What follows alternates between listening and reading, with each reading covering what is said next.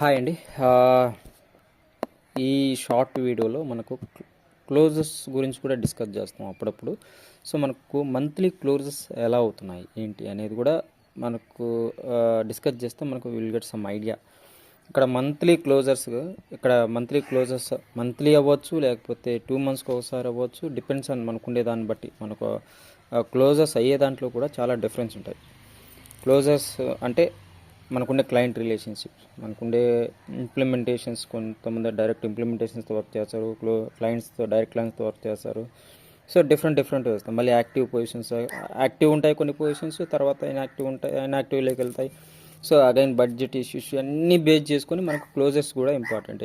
How many close నాకు కూడా ఎన్ని క్లోజర్స్ అయినాయి అంటే అట్లీస్ట్ దిస్ మంత్ అయితే 3 క్లోజర్స్ ఉన్నాయి. వీటన్నిటి గురించి ఒక ఫుల్ వీడియోలో తెలుసుకోవచ్చు. Thank you.